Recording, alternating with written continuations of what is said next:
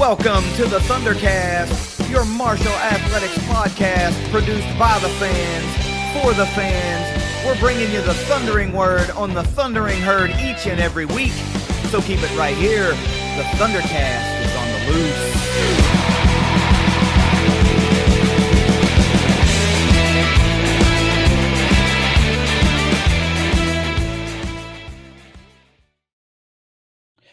Thanks for downloading another episode of the ThunderCast. You can follow us on Twitter at ThunderCast_pod, really across most of the social media universe.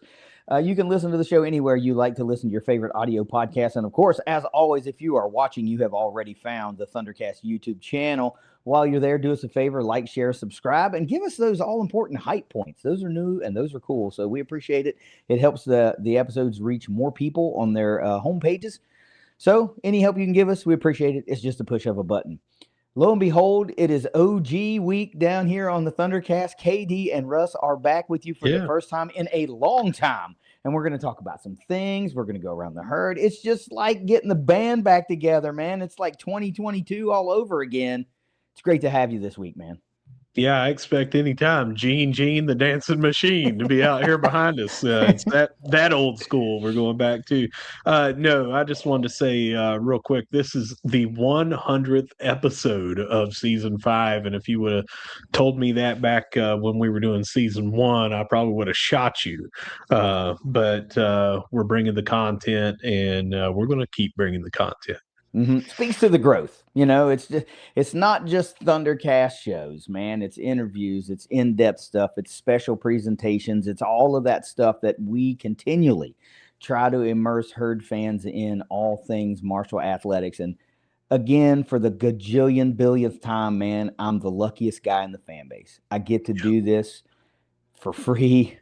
It's just a hobby, but damn, what a hobby. I get to talk to all kinds of interesting people, be in some interesting places, and try to bring it all to herd fans because it's all about what? Growing and galvanizing the martial fan base. Well, I'm going to argue with you because I'm luckier than you are because you live in Florida and I can just go across town to catch softball. I can go across town to catch baseball and soccer and all that stuff. Even football. I'm here, all 6, and you hope to make it twice a year. So I'm going to say that I'm luckier than you are. You'll have to be 1B, sir. I'll be 1A. Point, counterpoint.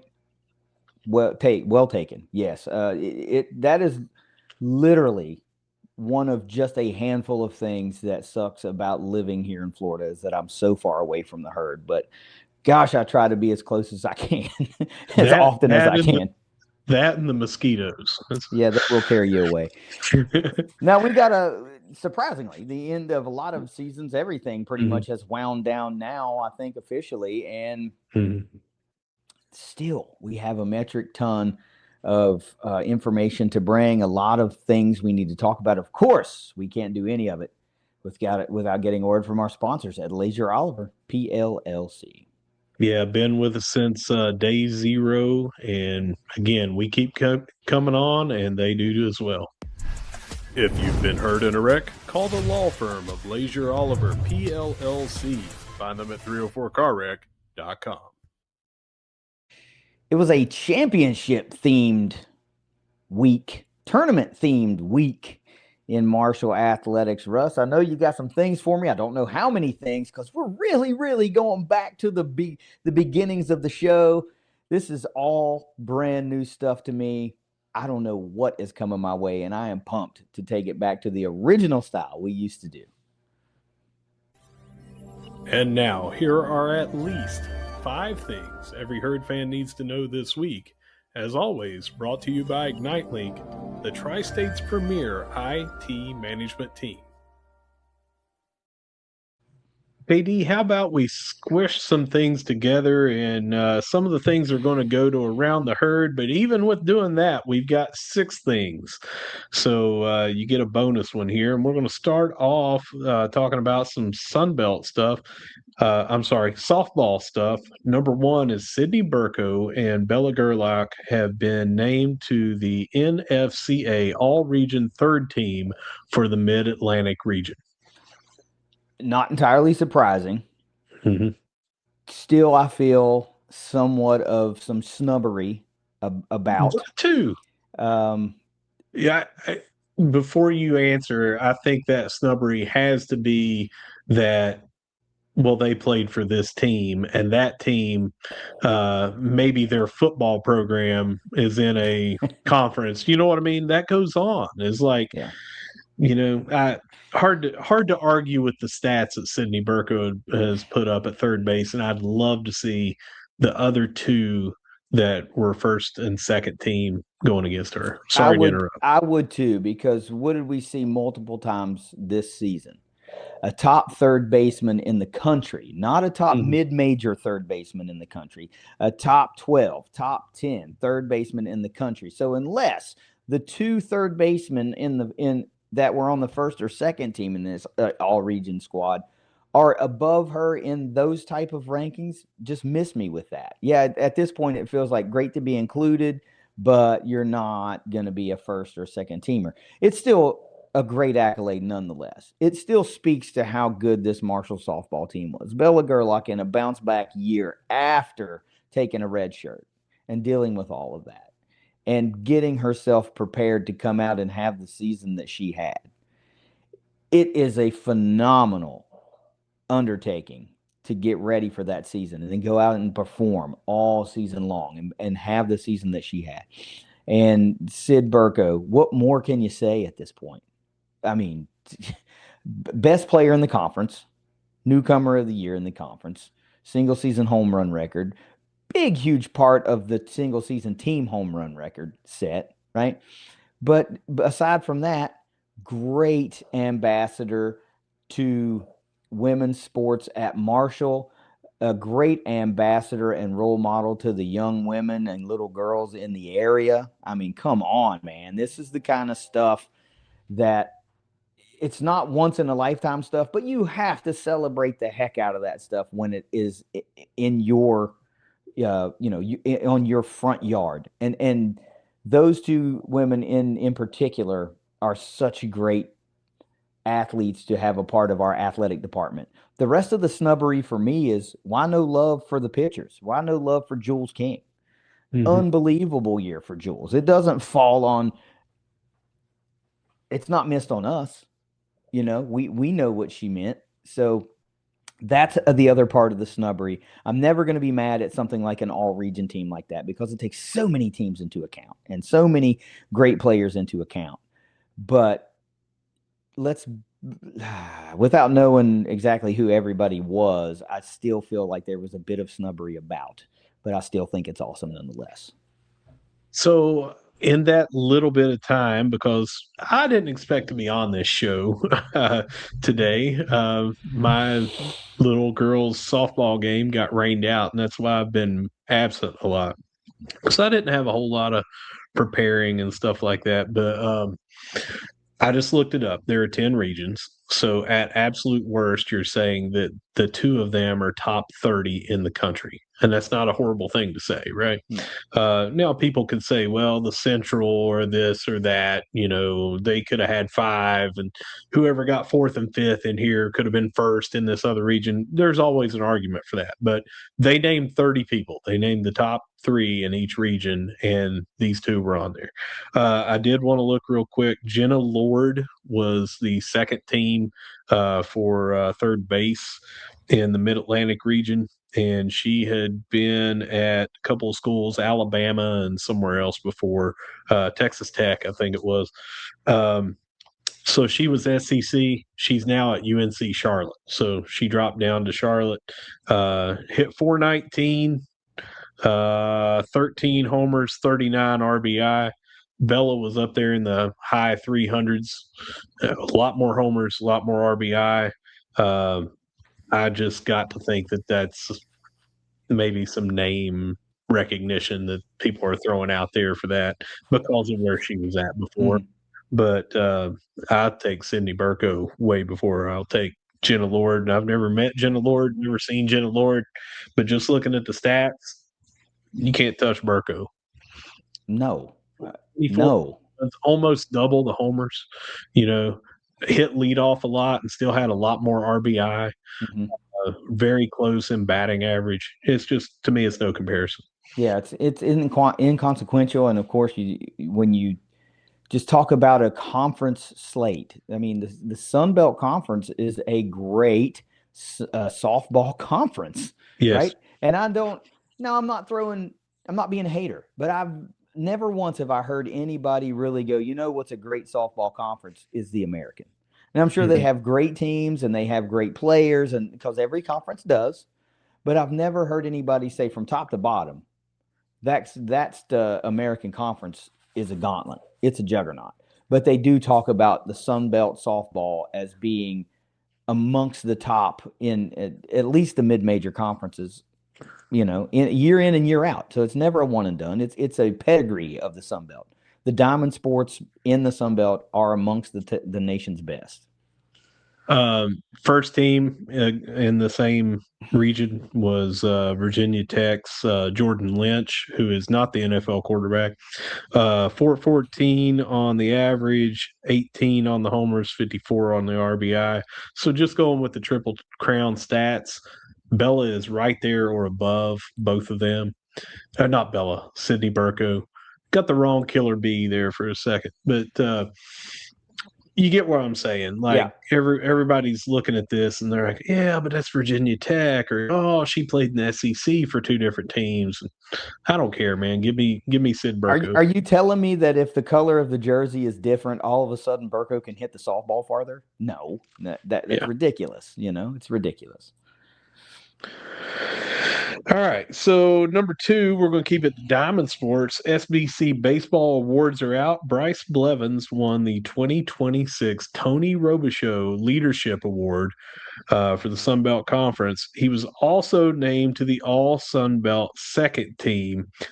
Get back to your thoughts on that in just a second. Evan Batone named to the All Sun Belt first team. So let's talk about Bryce, this award, and then we'll get over to Evan. Yeah, what I tweeted when I saw that it was just another in the historic career or whatever I said in the great career of Bryce Blevins, and that's exactly what it is.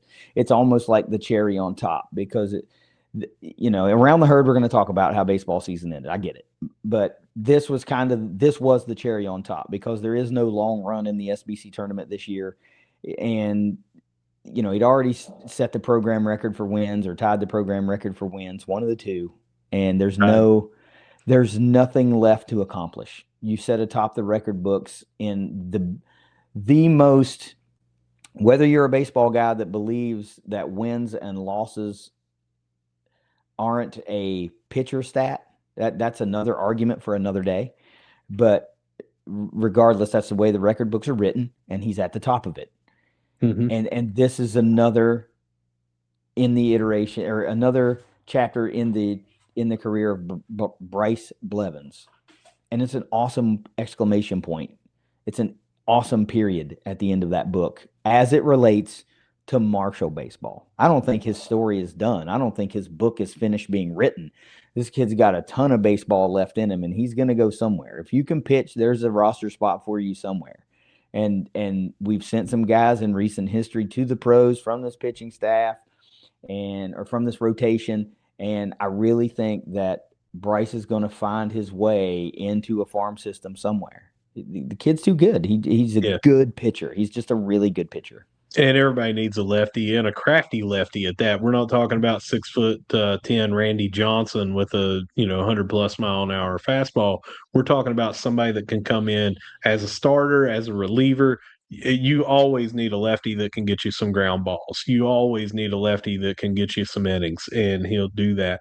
I want to throw out what they had here in the capsule for this. Marshall senior left-handed pitcher Blevins paced the Sun Belt with 8 wins. And if you go back and look over the years, you talked about wins being a pitcher's stat. Well, sometimes you get the benefit of that. You can have a 4.54 ERA, but you're on a team that's just an absolute murderer's row. I remember several games that he should have won if we had a little run support at least 2 years ago when he was a freshman. Not so much this year, but 2 years ago, I definitely recall. It was like, man, he gave up 2 runs and we lost. But he paced the league. with 8 wins, top 5 in the league with 2 complete games, 1.5 walks allowed per 9 innings, 4.78 strikeouts per 9 innings, and 86 strikeouts. He was in top 5 in all of those categories. They talked about his shaping of the culture and being a mentor and a leader here as a big reason for that award. But he led the nation with 102 innings pitched this year. So that tells you how deep he's going into the game, and that's one of those things that scouts have to be looking at is, man, he led the nation. This guy can pitch. He can handle it. Yeah, deep into a game. Yeah, he can handle it. Because it's not like, he had an 8 ERA and we were just saying, well, I just let him pitch. I mean, you remember when he'd have a complete game on like 79 pitches and stuff like that? He was inducing ground balls. He was, everybody talked about the fast pace of after, you don't need a pitch clock with him.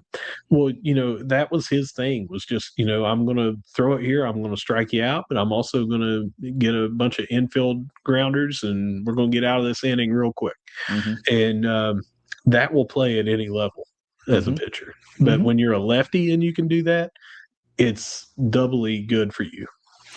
I was thinking about this earlier, and I assumed we were going to be talking about Bryce, on this week's show because of that award and the end of baseball season.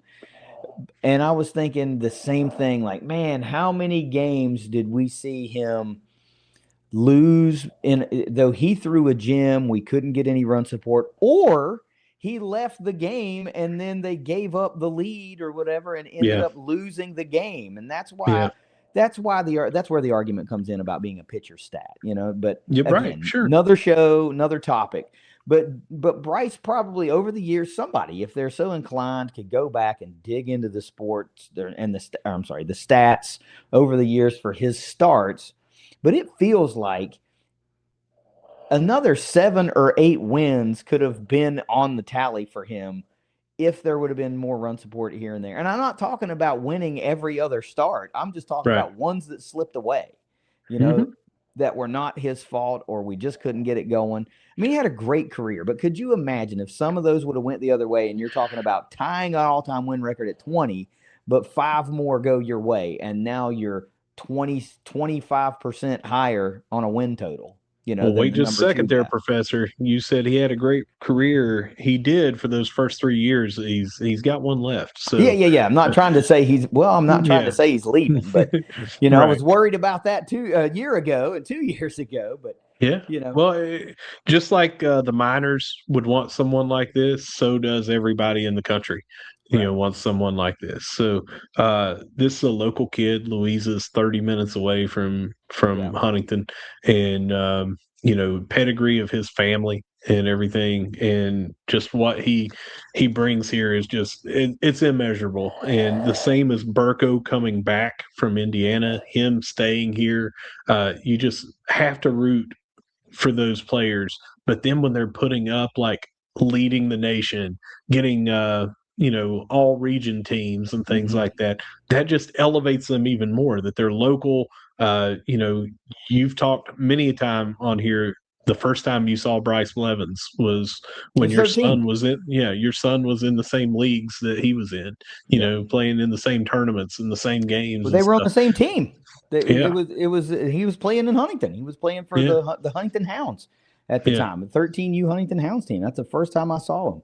And I thought, man, this kid can throw, I mean, by and large, some of those travel teams are better than other travel teams, especially since the way the world of travel sports has evolved, right? But that kid could throw. And it's obvious because it just kept translating and translating and translating. And now here he sits atop the Marshall wins record book with potential to do even more damage and put that record even like unattainable in today's world. So we have no confirmation that he's going to stay, right? We have no confirmation that he's going to leave. This is just us speculating that he will return to Marshall because he's absolutely the number one player that you can build the team around depending on what happens this offseason. We don't know who's going to go, who's going to stay, none of that.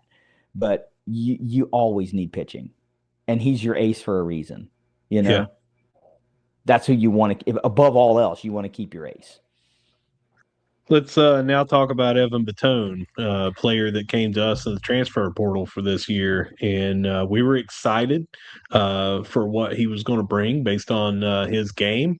And if one guy delivered from the transfer portal, man, he did. But let's Yep. talk about him.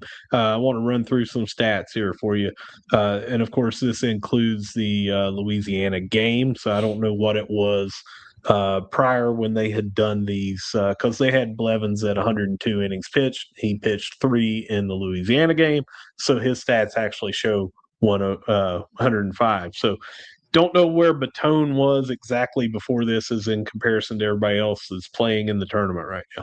381 average. That'll play no matter where you're at. Over 1,000 on the OPS, 1.047, 54 games played, 54 starts, 215 at bats, 57 runs, 82 hits, 13 doubles, 2 triples, 8 home runs, which was second on the team, which I never thought that. I thought this was going to be more of the speedy guy, hit some doubles, some triples, get on base a lot with walks and singles. 41 RBI, also second on the team. By the way, the 381 led by far on batting average. 123 total bases, 572 on the slugging, 23 walks, 16 hit by pitches. So he was on base 39 times just from walks and hit by pitches. Only 30 strikeouts, so 23 walks to 30 strikeouts. Only grounded into 2 double plays. 475 on base percentage. He was on base 47.5% of the time. 4 sacrifice hits, 1 sacrifice fly, and oh, by the way, 11 out of 12 stolen bases on the base path as well. Yeah. What a 5-tool player. I mean, Yeah. what a 5-tool player. Yeah, because he did great in the outfield as well. This kid came to Huntington, and we had really no expectation of what we were going to see. And even through the beginnings of the season, you know, you just keep hearing the kid's name, right? You would just keep hearing his name game after game after game. And quietly, he's building this great season. And then you enter Sunbelt play, and he just keeps getting better, and he just keeps getting better. Outside of, well, maybe in addition to, I don't even want to discount Blevins. Those two stars shined the brightest for Herd Baseball this year in a season that we thought was going to be a springboard year from last year, where it ultimately was not. And there were some young players that really made a name for themselves this year, and the youth movement seems like it's positive. Batone, though, through the portal, I mean, to use a bad cliche or a related cliche for what we're talking about, Beals hit a grand slam with that one, you know, and there were some big pieces that left through the portal last year, and we wondered how would it affect us. And, you know, it turns out that we couldn't fully replace everything we needed to replace, but my golly, Batone was a superstar in this year. And that was surprising. Even though he put up all those stats, the year that the team had made me think we might not get anybody on the first team, you know, and for him to land on the first team All SBC is a big deal because there's a lot of star power in this conference, a lot, and to be able to one up Blevins, who led the league in wins, and not be able to get that first team All SBC nod, I think that says something entirely different. So I was surprised in a good way by that. But man, what a great player that guy turned out to be. Holy moly. Great player.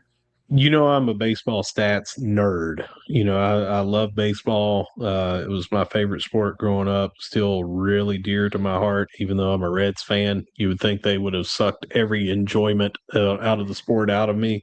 But let me do some comparison of Batone at Akron. Okay. And what we thought was coming in based on those stats versus what he did here today. Games 52 to 54. Plate appearances last year 249, this year 259. At bats last year 213, this year 215. Walks last year 22, walks this year 23. Strikeouts last year 32, strikeouts this year 30.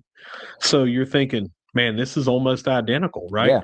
Well, when you're looking at the plate appearances, there's 10 difference over 54 games, and he played in 2 more games than last year. So that's the majority of them there. It's probably 8 of them. But here's what happened. 67 hits last year for a 315 average, 82 hits this year for a 381 average. On base percent last year, 390, which everyone would love to have, 475 this year.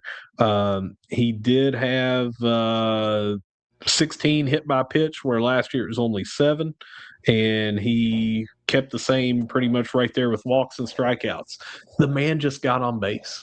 He found a way to get on base, and a lot of it is over increased production of actually hits and RBI. And he went from 2 home runs to 8 home runs, 27 RBI to 41 RBI. So we thought we were getting this leadoff guy, and we got him. But what we got was a leadoff guy putting up leadoff / third slot power numbers guy. Yeah. Yeah. You really got like a Marshall Moneyball player. Like if you could whittle that down to one number, right? Like they say in the movie, the kid just got on base, and that's what it was all about, getting on base. That's the number one thing. However, walk, hit by pitch, hits, doesn't matter. It all gets a runner on base, which is an opportunity to score a run, right? And the kid just has a penchant for getting on base. And that, among anything else, will play at every level. I know he said that a lot early in this show, but those are things that translate to every team in every league, no matter what competition level. If you can get on base, there's a spot for you. I can promise you that there are scouts in every team and program and farm system and everything that are looking at the walk to strikeout ratio for a batter. And when they see 23 and 30, the guy is almost walking as much as he is striking out. They are going to love that player. I know we got some baseball heads that are listening to this episode right now and going, yep. And I know one in particular, we share stats with each other all the time about the amazing Tony Gwynn and some of the things that he was known for. And he was that way. The guy would have less strikeouts. I think he has less strikeouts in his career than a lot of the players today have in one season. It's a totally different game. But even when it was back in the game of his that he was playing in the 80s and 90s, the guy just did not strike out. And I'm not comparing Evan Batone to the Hall of Fame level, maybe best modern hitter ever, Tony Gwynn. But I'm saying that when people look at a history, not one season, but a history of this kid almost walks as much as he strikes out because he's not striking out very often, they want someone that can put the ball in play. They want someone that can hit 381, get on base. 475, man, that's an amazing on base percentage. Absolutely, it is. So again, everyone's going to be looking for this guy the same they're going to look at Bryce Blevins. Yep. KD, we spent a lot of time on those, and I'm sorry, but they deserved it, right? Yeah. So now let's talk about round ball. We have some new commits for both basketball teams. For the women, we signed Princess Castle, a 5'9" rising junior guard from Cal State San Bernardino. 12.7 points, 3.8 rebounds, 1.9 steals. Her steals and points led the team, and she was first team all conference. On the men's side, 6'4", 180-pound rising sophomore guard Alex Charlatan is how I'm going to guess this is pronounced. Transfers from Ellsworth Community College, 15.9 points, 5.1 assists, 3.8 rebounds. We also pick up guard Emmanuel Manuan, a 6'2", 180-pound rising senior from Pacific. He was at Pacific one year. He was at a community college before that. The rosters seem to be getting very, very close to their capacities. Yep, getting there. So a couple things. Women's basketball snuck that one right in. There was no announcement until signed. That was it. So great addition, another great piece for Julie Folks and this team. Men's basketball, though, is on a hot streak, and it really looks like Corny Jackson is making a calculated effort to recruit Canada. I mean, it's a number of players coming north of the border here. Third year now, right? I think maybe Yeah, fourth. another year with focus in Canada. I know that seems like a wild thing, but they got players too. I mean, they got players too. It's just wild to I don't know. I don't know why that seems wild. They can come to Huntington just like any other school. They can go to any other school, but the roster is slowly but surely starting to fill out. And I say this every time we talk about commitments. They ain't done. Obviously, they're not done. There's a long way to go still, and we will be a while before we fully fill out this roster. But man, it's nice to have some momentum. It's nice to be able, as a fan, to look at that and go, "All right, we're making some progress. We can kind of piece together what we might look like, at least from a height, weight, Yeah. what five on the floor." Yeah, let's Type talk about scenario. that real quick. It looks like there's been a concerted effort to have some height and length on here. And, when you're looking at, remember a couple of weeks ago, you and Jed were reading the notes that I'd prepared, and you were taken aback when I said 6'8" guard, Mm-hmm. because it's a guard forward, but they're going to be playing in this, they're going to be out on the perimeter. And you're looking at 6'7", 6'8", 6'9", 6'10" that you can have there playing, the guard forward positions and everything.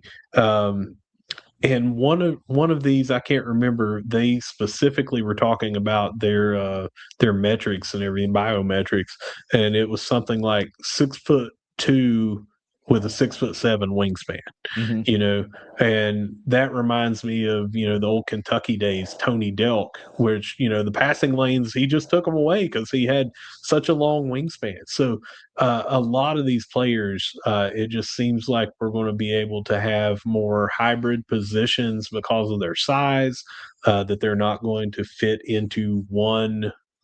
This guy's a point guard, and that's all he can do is point guard.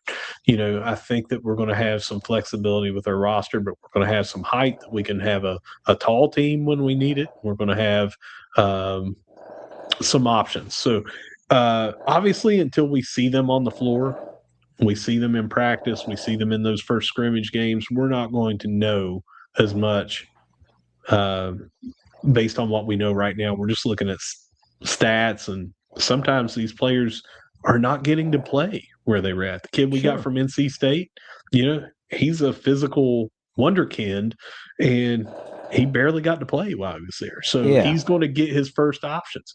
So you can't really go by the stats, but when you're looking at the bios of these guys with the height and the weight and the wingspan, it looks pretty promising. Yeah, and of course this is being a little ridiculous, but when you look at the roster, you go, okay, you got a lot of, 6'4" plus.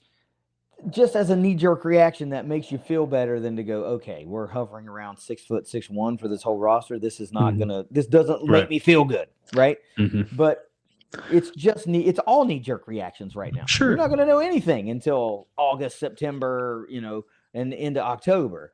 But for now, at the very least, fans can look at women's basketball and go, okay, Julie's going out and getting players that fit her scheme. This looks Mhm. more like a reload than a Mhm. rebuild. That's And right. they look at Corny's roster and they go, okay, at least we know that there's some momentum around men's Mhm. basketball. We may not know what we have, but people were at a real low point at the end of the season going, who do Right. we have left? Who the hell's left? And Yeah. now you kind of know who's here. And Yeah. you can at least feel good about momentum and recruiting coming into Huntington. Yeah, and bringing in a guy that's a banger on the boards and blocking shots and stuff like that, it's the kind of thing that everybody has said every year on any team is, man, we need a guy that's just an absolute dog on the boards. Yep. I don't care what team it was, what level it was, from little league all the way up to the professionals.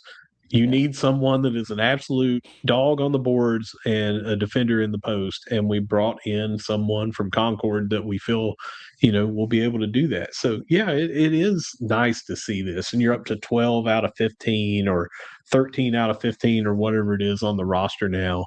that it's almost fully taken shape. So now that speculation can start because you know the clay that you have on how it's going to be molded. All right. Number 4, women's soccer has a new assistant coach. Really hope I don't blow this last name here. Eric Rodriguez Leite, Leite. He comes to the herd from the Tampa Bay Sun Football Club. Hopefully, you've been I scouting him told him to down go there. there. Yeah. Yeah. Where he was head assistant coach and midfielder specialist. He headed up player development, tactical planning, and recruitment for the USL Super League champions, who achieved that in their first season as a club. So if that doesn't tell you that he recruited pretty well and that he was pretty good with the tactical part, it makes you think that this might be a pretty good hire. Yeah. Another. How many times can I say it? It really feels like Rafa and this program are on a really steep upward Mm-hmm. trajectory. It's Mm-hmm. no longer a like nice little 45-degree angle Yeah. of like steady growth. It really feels They like he's going all the frick in this yeah. year to make it happen. They took a steep climb from year 1 to year 2 already. So Yeah. they were already outpacing that, and now it seems like they're already a year ahead of what you would expect, maybe in my opinion. On most people say, and I think when you interviewed him, I think he said, most people say year 3, and I'm thinking, why not year 2? And I feel like they are ahead of schedule. Well, and that's kind of what I was gonna say. It feels like if he would have gotten the job several months sooner, which really Mhm. wasn't able to happen. Right. He was still coaching for when we're in the NCAA tournament. But he talked about being a year behind the recruiting Hmm. cycles. Yeah. So this, even though you can't just take the first year away, this Right. is all for all intents and purposes his second Year 2. recruiting year. Yeah. Or yeah, Right. year 2 in recruiting. Yeah. So if he just kind of had to play through the season with what they had in that first go around, but then you start to get the team built in his own image in his first true recruiting cycle. And this is really year 2 in the recruiting cycle. So this is where you would expect to see a very, very big leap. And I feel like we're seeing it without seeing matches play yet. So I don't know. I mean, they put up like season ticket forms for soccer. Hmm. Dude, pay the money and get cheap women's soccer tickets because I think you're gonna that might be the best value in Huntington in the fall is women's soccer because it's gonna be pretty awesome. This is how you can tell that KD does not read the notes ahead of time when he and I are having these organic things, is because we're going to talk about that. But um, that's not a knock on KD. That's what we want to do, is have like legitimate reactions, right? This is not a scripted show and things like that. And I love when we're talking about things and you bring up something that I have for later, because I'm like, man, he saw the same things I did. All right, number 5, Deja James has been named the Senior Associate AD for Student Athlete Welfare. She was previously in Gerald Harrison's administration at Austin P, where she was an Assistant Director of Athletics for Sports Psychology and Behavioral Health. Cool. Uh, I think Drastically needed at every level. I think we all understand, and if you don't, I can't say that. I can't say I think we all understand, but I think we understand, and probably a large portion of our audience understands that the world we live in today is vastly different. The pressures that are in place today are vastly different than the pressures that were in place 20, 30 years ago. Mm-hmm. The some people get turned off when you just start using modern terms like mental load, right? Mm-hmm. But that's a very real thing. Sure Back is. then you just called it stress. I'm stressed, man. I'm burned out. I'm wore out, right? Or you didn't bring it up to anybody and you bottled it in and you dealt with it, and it did a lot of damage to you mentally, Sure. physically, and emotionally. Sure. So I think nowadays we're definitely more accepting that those things exist in the way that they exist. And we are always trying to find a way to make the athlete experience at Marshall as good as it can be. right? That's right, man. Both Yeah. both academically, competitively, mentally, spiritually, physically, whatever it is that you have a box that needs checked. Marshall's trying to put an avenue in place to where Mm-hmm. you have a tool in the toolbox to check that box. And I Mm-hmm. think this is obviously just the next part of that, the next focus on that. Because when it starts with the athlete and they see that they are valued and they see that we actually care, as an administration, as a university, as a fan base, as just as fans, as coaches, like we actually care, then what does that do? That trickles down to the fan experience, right? And it's Mm-hmm. this very symbiotic relationship because so many people just go to the games to go to the games and cheer. But that has obviously a positive effect on the mentals of our athletes, right? Mm-hmm. Which in turn helps them maybe get through the week, get through the day, get through the whatever. But there's still the pressures of being a 20 something student, a late teens student, having the Mm-hmm. weight of the world put on your shoulders. You feel like everything falls to you to get accomplished, whatever Mm-hmm. your personal journey has in store for you. We just need things like this. We need things like this. Well, I got 2 points. One is you and I, as college students and belonging to a fraternity, we had a couple of different very impactful things where we had some deaths that we had to deal with as real young Yeah, what was that? students. 19, 20 maybe? 18 turning 19, if I remember correctly, because you and I were both, August birthdays and started my first week. I was still 17 Yeah. at Marshall, and so there were a couple of them, and things like that, and we were only students, but I remember that being a heavy load, to have to deal with, and I can't imagine doing that and trying to go to daily practices and workouts and then games and the travel and all that and all the different stuff that an athlete has to do that a student does not have to do. So a student athlete is doing both, not diminishing anything that our students do, Mm-hmm. but our student athletes have a lot on their plate when they have to travel for games and things like that and try to do makeup and stuff like that. I feel like this administration is putting a very big focus on that, this athletic department, to have that. It's not work life balance, but having that athlete life balance to where we say, hey, take care of yourself. And here's some ways that we're going to help you do that. We're really wanting to help you with the nutrition side and awareness on that, but also the availability of it. And hey, we want to have these business seminars and things to where you can learn more about being a professional at the next level in something that's other than athletics. Mm-hmm. And hey, we just retooled the buck over here, and we have these stress-free rooms that you can go in that's ultra quiet. If you just need to go in there with the low lighting and everything, it's even got some stuff to touch that helps with that.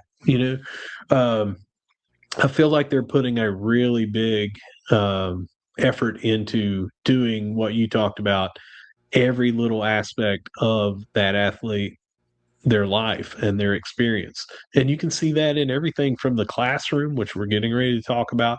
Last week, you guys talked about the track and field team with the unbelievable crushing of the goal that they had for Mm. community service. I mean, right now, this week is Community Cares Week at Marshall, and you see all kinds of stuff on social media from every single athletic program out here doing stuff in the community and on the campus for beautification, helping on things. And that's just part of the experience that I feel like is different here at Marshall. Yeah. Anything else before I go to the next one? Okay, because this next one, it spitballs right into that. You use this word all the time, and I'm going to let you have it. But Marshall athletics teams set a record with an overall 3.43 GPA for the 2026 spring semester, with women's golf leading the way at 3.92. Got a bunch of stats that I'm going to throw at you here. Then I'm going to take a couple of breaks to get your reactions because this is Okay. a big one. Um, 5 teams set semester GPA records. 86 student athletes were on the president's list with a 4.0. 86 got a 4.0 this semester. 181 made the dean's list, 3.3 to 3.9 GPA. Every single program finished with at least a 3.1. I'm going to stop there and get your reaction for that, and then I'm going to talk a little bit more on some of these records and who got them. So I purposefully did, when I saw the grades coming out, I purposefully stayed away from women's golf. I wanted to be surprised with that one, first of all. And Yeah. I was sitting here thinking, okay, it's 398, it's 396, it's what I could. 392, horrible. You guys got to step your game up in that first of all. Right. Yeah. I'm not going to steal your joke on that one, but still, I was waiting on that. 80 some making a 4.0. That's something I never did in college. Never made a 4.0 ever. I made the dean's list one time, and it was incredibly hard for me to do. And just like we got finished talking, I did not have practices and treatments and film sessions and, road trips and all that kind of stuff, workouts, everything. Didn't have any of that. This is an incredibly, incredibly impressive academic semester for herd athletics. Incredibly. It's a what, Katie? Well, I'm staying away from the word for a minute, but okay. It department wide. Well, usually we'll talk about it in reference to a few athletic teams. Department wide, this is the biggest differentiator that we've ever talked about, ever, because this is highest grades ever as a department. Mm-hmm. The commitment to the academics, the university can take some credit. The athletic department can take some credit.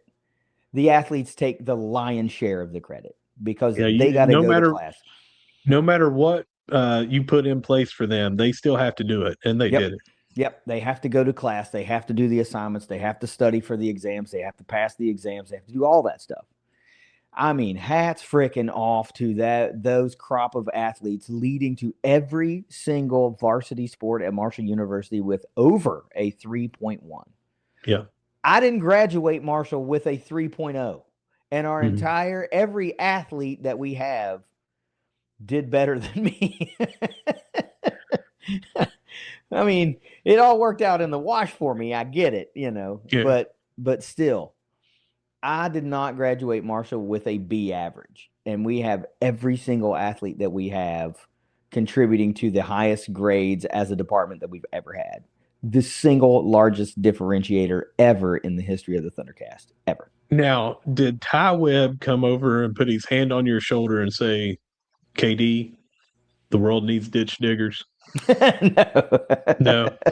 Okay. Well, maybe you should have. Maybe you would have felt a little bit better. But all joking aside, KD did a lot better in college than I did. But you and I are incredibly proud of what these athletes have done. Incredibly proud of what the athletic department and the university has done to put all these things in place for them.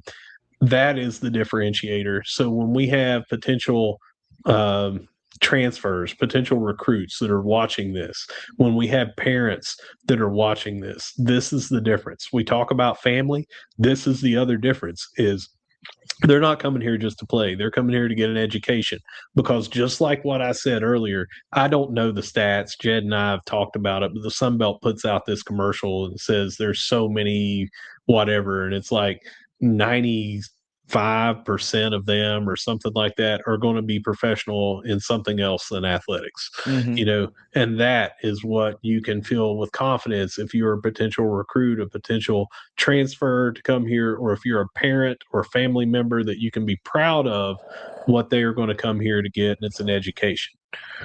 I've got more. And I'm not doing the Ron Popeil thing, but there's a lot more. Record set, volleyball, 3.84. Women's soccer, 3.78. Women's basketball, 3.61. Men's basketball, 3.43. And football, 3.27. Thoughts on those? That's 5 that set their semester record for GPA. Yeah. Of course, football is the most impressive because of the sheer number of athletes involved in doing that. I'd have to go back and look through the notes, and I will, but I think that they broke last year's record. That last year they did it. So under Tony Gibson, now they've had 2 straight years of breaking the record of all time in a semester for the GPA. I think that's amazing. Yeah, yeah, because you're talking about 100 and some guys Yeah, that have to pull their weight, in order to get that average that high. That's really, really impressive. But shout out to volleyball. Holy moly. Theirs is one I think I saw the graphic. Maybe they had like 6 or 7 people that got a 4.0. Maybe it was more. I don't know. But yeah. that's impressive as hell, man. I'm going to find that real quick and I'm going to get to that, but I'm going to read this other part next. And while you're giving the reaction to that, I'll find that about volleyball because it was impressive. I just didn't jot it down. Also released was the most recent academic progress rate, which is known as APR, which was for the 2024-2025 year. 8 programs at Marshall scored a perfect 1,000 on the Wow. APR. 8 of the programs: baseball, softball, men's basketball, women's golf, swim and dive, and men's cross country and tennis all scored a perfect 1,000 on the academic progress rate. Now, people may not know what that APR is. If you get below that, you can't go to like postseason or Right. anything. Kent State or Akron, somebody just got in trouble for that. Now, 3 of those 8 were perfect in the multi-year APR, which covers the last 4 years consecutively. So women's golf, swim and dive, and tennis have had a perfect 1,000 APR now for 4 years Wow. consecutively. Wow. Women's golf, I would have guessed. Would have guessed that one. The other two, I would have had to, taken some shots for. But by the way, while you were doing that, I looked up the volleyball. Okay. Uh, 13 members of volleyball with a 4.0 in the 2026 spring semester. 13 of them. Holy Yeah, moly. I remember the graphic, and I thought it was more crowded than the Brady Bunch graphic on there. So I thought it was more than the 6 or 7 that you were saying, but I wanted to find that. KD, I'm going to say it for you. It is a differentiator, and this is a huge differentiator. But what an impressive 6 things this week that Yeah. we were talking about. A lot to be proud of. We talked about it for a while, but each and every one of those were important to talk about. Yep. I'm glad we did it. I'm glad we spent 52 minutes on it because what the hell? This is what it's all about. Celebrating the best of the week, and this is the best of the week. All right, so now, thanks to Layer One Solutions, we're going to take it around the herd. And now, Layer 1 Solutions, your experts in business connectivity infrastructure, takes you around the herd. All right, so we're going to start off with track and field. Marshall landed 9 athletes on the Sun Belt Conference all-conference team at the Outdoor Championships, which was a record for Marshall track and field since joining the Sun Belt. They also set 5 school records during the event. Laura Check made first team for winning gold in the women's long jump and after winning gold in the indoor earlier this season. So gold back to back in both for that event. Pretty daggone impressive, and she's got a really good chance of going to regionals and further. Let's see. 4 were second team for winning silver. That was Gabriel Urica men's shot put. That was one of the school records. Anaya Charlton, Emma Henry, Bayandria Hodges, and Lakeisha Smith for the women's 4x100 relay. Also a school record. OT Amat, one of the 3 that we kept talking about, he ended up breaking the school record again for the men's triple jump. And Maya Bowes, women's 400-meter hurdles, set a personal record by doing that. And she was also on some other scoring teams and individual things. She was on the scores for that as well. And then Cam Hamby was on the 3rd team for his bronze finish in the men's triple jump. The other 2 school records, Kylan Overstreet in the men's 110-meter hurdles. And that record was just set 2 weeks ago. Remember, BJ Epps had done it in 2000. And then Cameron Burgess said it 2 weeks ago. So Overstreet doing what the men's triple jump did with trading things real quick. So he set the school record there. And then Bayandria Hodges in the women's 100 meter also set school record. Yep. I begged and pleaded to please bring home some shiny stuff from the SBC championships. Laura Check does not disappoint. Okay. The sweep on the year, indoors and outdoors. I thought we might actually have a chance to sweep the podium after re-breaking records with one another in the long jump this year, or the triple jump, and just didn't happen. But man, I'll take a bunch of silver. I'll take some gold. Herd track and field did not disappoint. It was a great championships for the herd. Keith Roberts and what he's doing with track and field just continues to steadily impress. I mean, good Lord, the record book seemingly has been completely rewritten in a very short amount of time. Seemingly. We know it hasn't, but my Lord, every week it's personal best, it's school records, it's all of that. And I'm just really proud of the track and field team. Just as an aside here, this is not herd related, but again, for the second week in a row, if you heard snoring in the background, it was my dog. She's now awake and going to bother me for the remainder of this episode. Just saying. I don't know about our viewers and listeners, but I have enjoyed some of her snoring here for the last 5 minutes. All right, we are going to talk now about what you already spoiled. Men's and women's soccer tickets are on sale now. You have until June the 26th before that window closes for your renewals. So we need everybody that got their tickets. Do not lose your spots. You need to renew these because for the men, it's the hottest ticket in town. Until there is some major expansion over there, I feel like you're going to see sellouts for just about every game. And some of them, standing room only, you may be turned away.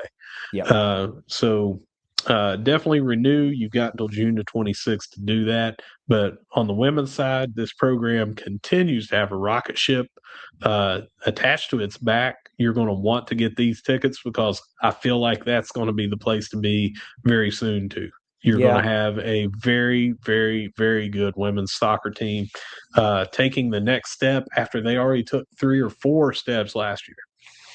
Yeah, I think this will be the best value of the fall. If you just can't swing men's soccer tickets, it's just not in the budget or whatever. Or maybe you can't get where you want to be to like your seats. I mean, take a risk on the women's team because it's substantially cheaper. You're getting in on the ground floor, so to speak, on this program, and you might be able to lock in some killer seats that you'll be able to renew for next year and next year and next year. And it's a great, great value, man. I think what is the cheapest seats is like $40 or something like that, $30. Yeah, but I think it's general admission. I think you can sit wherever. When you... Oh, really? Because I thought. Now, don't quote me on this. I'll try to look real quick, but I'm not gonna. I thought that it was like a choose your seat type of thing. And I know that speaks to general admission, but I'm saying there were different ticketing prices. I thought. So I don't know. I'll look at that while we come back to it, but I'm just saying, don't sleep on herd women's soccer. Don't sleep on herd women's soccer. I think it's going to be the next program. It's going to be packed at the vet for men's and women's matches. So you may want to consider it. No, it's different prices, man. Section 103, which is right in front of the press box, front and center, is $58.25 per seat. Sections 101, 2, 4, and 5 range between $30 and $46.60. It says. It's because if it's on the aisle or not. So there you go. It's not all general admission. It's definitely picking your seat, choosing. Yeah, your seat. I think it used to. I think it used to be general. Oh, it used to be for sure. Yeah. I'm just a couple of years behind in my head. Talk about baseball real quick. Got swept by Texas State. Remember, we were talking about where they might end up going into the tournament. Lost 5-0, 12-9, and 5-4, which was in extra innings that they did that. They limped into the Sun Belt Conference tournament as the 10th and final seed. That's not a knock on them. I'm just saying they lost the last three, but they were still, because of what they had done earlier in the conference, able to still go to the conference championship game. They got the 10th and final seed, but that made them face a really good Louisiana team. Even though they were the 7th seed, their RPI was 3rd in a very good conference. They had a very high RPI, and I have not seen what the games have done today, but it would not shock me to see Louisiana maybe even make it to the finals. Well, they ran into a buzzsaw because Louisiana run-ruled the Herd 11-1 in 7 innings to end the season. Yeah, and to add insult to injury, it was a 4-game losing streak going into the tournament. Remember, because we dropped the finale with ULM, then had the Virginia Tech game canceled, so that's a wash. But losing 4 straight, it just kind of fell off a cliff there towards the end, man. They couldn't do enough. The runs kind of disappeared, and I don't know. It was a bummer. There were moments, like Doc hitting the home run on senior day was great, but that's a moment, as far as the team goes, it just went to the birds there for the latter part of the season, and it sucked. It sucked for those guys. It sucked for the fans, and I hated it. We had high expectations for this team to take a big step forward. Yeah, we suffered some injuries in the pitching rotation, and obviously that affected things. We were not at full strength the way we thought we were going to be, but still, there were a lot of games, 1-run, 2-run games that slipped away, that didn't go our way, or you have a lead late and you lose in the bottom of the 9th, or you lose in extras, and it was too much of that. So while I never really am glad a season is over per se, man, I'm glad this one just kind of came to an abrupt halt. The run rule was not the way I wanted to go out, but it was just, they just couldn't get it back together once it fell apart. So now we regroup, right? Now we start to look forward and start to look at what this roster may be, who may stay, who may portal out, who may portal in. There's some production that's going to be gone. I mean, some fan favorites that have been here for a number of years, their careers with the Herd are done. So there's production that has to be replaced. There's leadership that has to be replaced. There's a lot that has to be replaced. But Greg Beals has proved that he can find talent in the portal. Will he be able to find enough of it? There's some young talent. Hopefully that remains. In this day and age, you can't even project who you might have next year. But there's some kids that I would love to see come back for another year that really impressed in their first big time action for the Herd this year. I think you and I are probably, who I'm talking about by and large. Yeah. So I don't want to name names in case they decide the Herd ain't for me. But I hope that they do decide the Herd is for them. And we can just look to more bolster a roster than rebuild a roster. Because, that's hard, man. That's really hard. But this one was a rough pill to swallow for the last part of the season. You tried to turn those lemons into lemonade, but at the end of the day, it was just sour. That's all it was to it. I have to give a shout out to Ethan Murdoch. His family has become very close to me because when they come into town, they stay in the South Side Suite. And I've gotten to know them a lot over the year, consider them friends. Ethan comes over to visit them and things like that. I've talked to him, very, very respectful student athlete, makes you proud that he's here, representing your school.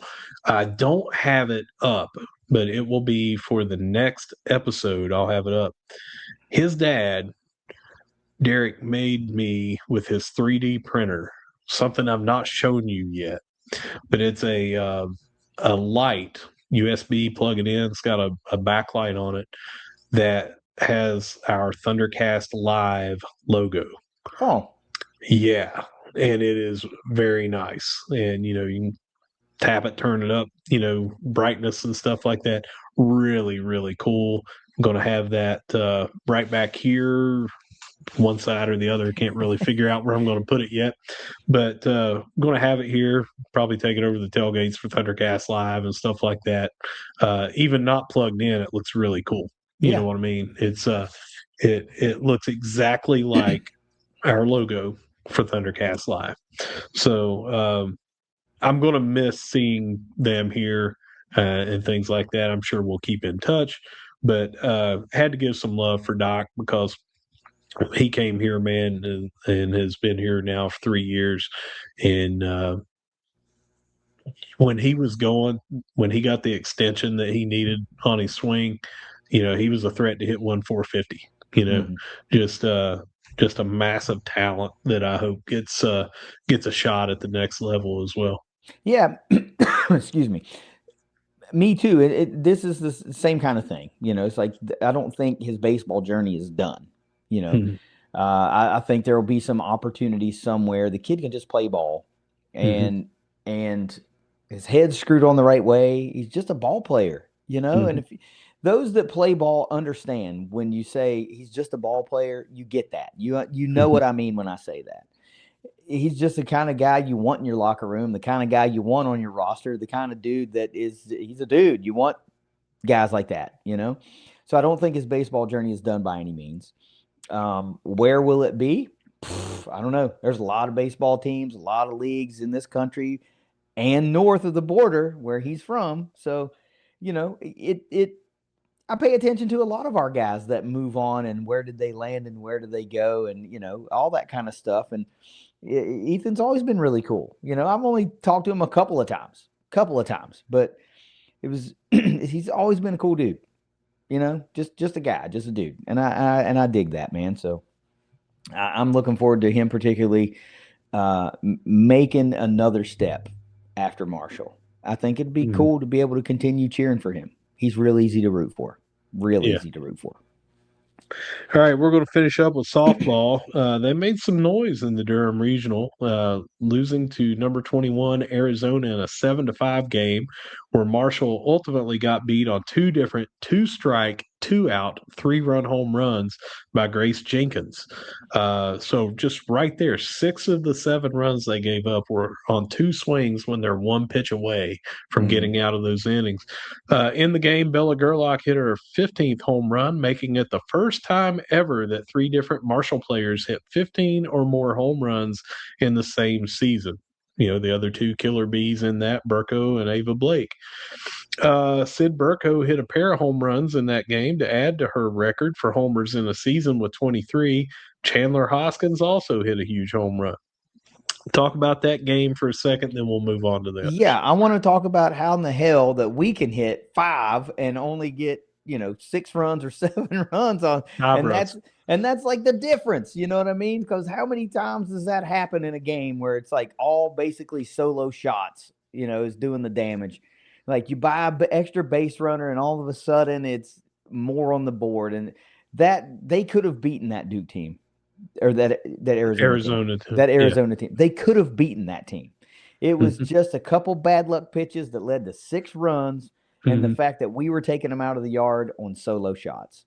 Yeah, that was a bummer, because damn it, man. But hey, they proved in that first game that they were there to play. They were not there to roll over and just be somebody's easier path to a super regional. So, remember, they had been shut out a couple of times, and had some bad streaks coming in that they wanted to erase. It was a 500 ball club. Yeah, coming in after that sweep of Coastal. This was basically a 500 ball club coming in. They'd lost the groove, and they found the groove. They found the way to take the ball out of the yard. It was just, damn it, why did they all have to be essentially solo shots? Second game, Marshall beat Howard 4-2. That was the 3rd time ever for a victory in the NCAA tournament for the Marshall softball squad. In that game, Burko hit her 3rd home run of the regional. Her 24th home run not only added to her herd record that we just talked about, but tied her for 4th all time in the Sun-Belt Conference for a season. I think they mentioned who it was. I can't remember now, but it was 32 home runs. Whoa. So it's a massive amount.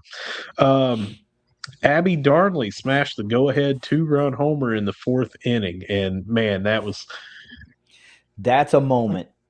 When, I was sitting here like, did they rob the homer? Did she, you know what I mean? It was like just a laser beam shot right over there. And I mean, hit right in the glove, but it was hit so hard it almost took that glove and wrist off of that outfielder. But yeah, put us up 4-2. That's what ended up being. Paige Maynard came in on that one, got a very, very long save for how many innings that she had to pitch, to get that save. But really good bounce back game. Yeah, that was a moment. And for that to be off the bat of Abby Darnley, that's what made it a moment. This player that we talked about, Jed and I talked about when we talked about her getting the Warrior Award, just always kind of there, always just when you needed her, you had a quality player, you waiting your time, and it's your time. And that moment to be the go ahead winning home run in the NCAA tournament, that is the exclamation point on a Herd career right there, man. That made me feel really, really good inside when I saw that. Of course, I wasn't able to watch the game. I think we were, I don't know where we were. Maybe we were at the amusement park or something. But I was feverishly refresh the social media feed, and when I saw that made me feel so good, man. That it was Darnley, and just all encompassing her journey from freshman to now, and everything. It was very, very cool. Good. I was really happy for her. So in the first game, Arizona had decimated Duke. So that's who we faced in the elimination game that was later on that day after beating Howard. Host Duke Blue Devils in that elimination game, and the wheels fell off. However, there were no official errors recorded. It was just a game of inches or less, as a few ground balls were knocked down, not fielded cleanly, which led to infield hits, extended innings, or putting some runners on base before some big home runs. Let's talk about the first inning. Duke actually or second inning, but the first scores. Duke actually opened up the scoring that way. Back-to-back infield hits off the defender's gloves loaded the bases with no one out. We get the next two out. So bases loaded, nobody out, and then you get the next two, and you're like, oh man, we're hopefully going to get out of here, or mitigate this damage. Grand slam. Then you're down 4-0. The next batter, still with two outs, another deflected ball back to the pitcher. The pitcher gets it, but it's just, right out of the reach. So that person gets on. Next batter, 2-run homer. So you're looking at getting out of an inning with any of those, and instead you're down 6. And then they got 1 after that, and then 3 after that, and 1 after that. They just turned it on. We couldn't come back after that. We ended up getting a RBI double from Paige Simpson. And you're like, okay, well, if we could just chop away, we need to be under 10 runs, need to be under 8 runs, and all this, so we can have some more innings to play. Ended up getting run ruled 11-1. Did not get those extra innings to be able to try to mount the comeback. So just too little, too late. Those little, and again, it wasn't errors. It's just right out of the reach to where you can field it cleanly, get a quick out, and then you're out of an inning, and it turns into a 6-run inning. It was just too hard to overcome. Yeah, it was. But look, the moral of the story is this team did enough to get into an NCAA tournament as an at-large bid after getting bounced in their opening game of the SBC tournament. So that speaks to what they did all season long to get there. Then they got into the NCAA tournament and won a freaking game and refused to be somebody's, like I said, easiest pathway to a super regional. They can play, man. They can play. Now, just like we were talking about men's basketball, soccer, we turn the page to what will the roster begin to look like next year? Because man, oh man, from an offensive side, it looks like maybe he might be pretty good. I mean, Bella Gerlach's already said, I'm coming back. Hopefully that is a catalyst for other players to say, I'm right where I need to be.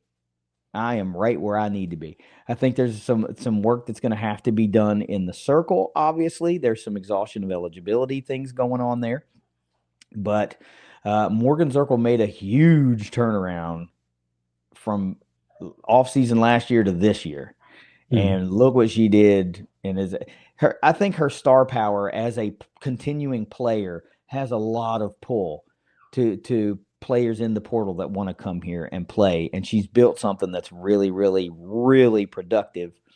So I don't think that we're going to face a lot of the same challenges that some of our other teams are going to face in the portal. Softball might have a slightly easier pathway to recruiting, but it's still not easy, you know. But I'm optimistic. I think of all the programs right now, our women's sports have me the most optimistic about how they're able to build or rebuild through the portal. Women's basketball does not have me worried. Softball does not have me worried. I'm far more worried about what men's basketball will look like and what baseball will look like versus the women's sports, the counterparts in women's. Morgan Zirkle is a superstar in the world of softball. Still an active player, still doing it at a really high level. So these very players that she's trying to recruit or will recruit are also watching her play. And I think that's a big draw, that I can come and play for one of my favorite players that I like watching. And some of the roster move, or not roster moves, but bringing in Coach Drew to work with our pitchers really had a positive effect. So let's see if we can go find ourselves 3 or more to add to this rotation. Offensively, I think we look pretty good. If nobody big leaves, right? If nobody that was an integral part of the success decides to portal out, man, this team will be really good next year. Really, really good. And we are literally less than a week from the season ending, and we're already talking about what they're going to look like next year. I mean, dang. I hope they all freaking stay, because they were really good this year, and I think with another year, they're going to be really, really good next year too. Yeah, let's not unintentionally gloss over the fact that we got into a regional because of our out of conference record and RPI. There were teams that won more games in a season at Marshall for Marshall softball, but they did not face the schedule that we did this year and that we did the previous year. So I think that is a great strategy. You're only going to get better by playing that better competition. And it's going to pay off in the long run too, because then if you have one of those off games, you've got your bets hedged a little bit because your RPI and strength of schedule is so high that if you play well enough for the majority of the season, you still get an opportunity at a regional. And very, very good season. Can't wait to see what we're doing next year. Yeah, no shade at any other team, but No. and because I know who you're talking about. I talked about it a few episodes ago too. 2-3 years ago they won 45 games and set a single season wins record. Lost by a run in the conference championship game. Did not get in that large. Just one pitch difference. Yeah, that's did all. Not get in that large bid. And I will take winning 38 games with the number 28 RPI versus 45 games or more with a triple-digit RPI. Let's say, I don't remember what it was. It was in the 50s, or that won't get it done. Right, it won't, because with how many automatic bids that get in, you have to be in like the top 32 or something really to sniff that. And we talked about that a lot, how deserved that team. I think they would have made some real big noise. I think they deserve to be there. I don't think anybody wanted to face them. And Louisiana, one pitch, one pitch was all it was. And, and it's not just one pitch. You're like, okay, would you take going to a championship game and only give up one run? Yeah, who wouldn't? The pitcher did everything they could do for that game. It's the bats didn't work that game. You know what I mean? It's just, and that's what I'm saying. If you have that one off game, I think her strategy, Morgan Zirkle, with the let's load up the out of conference, let's play the best, let's get some good RPI, but also good experience for our squad. I think it's paying off already. Yeah, as good as Paige Maynard was in the circle, as good as Jules King and Maddie Veal, really. All of them this year. What this team was really, really missing was the Sid Nestor. Oh, yeah. The shut them down pitcher that just will do it. And that is, but they're so hard to find. They're so Why hard don't to you just find. go get a Sid Nestor every year? I mean, that's why they're so valuable, is because they're not out there. Right. Yeah, our pitching, I can't remember the exact numbers, but I mean it was ridiculously good for team ERA, and then the last 2 weeks it fell off a little bit. The last 3 weeks it fell off a little bit. And but still, Drew Calloway that came in for pitching coach and everything, you just felt like the same pitchers that were on the roster just took a developmental leap, so it just makes you think, hey, wait until next year.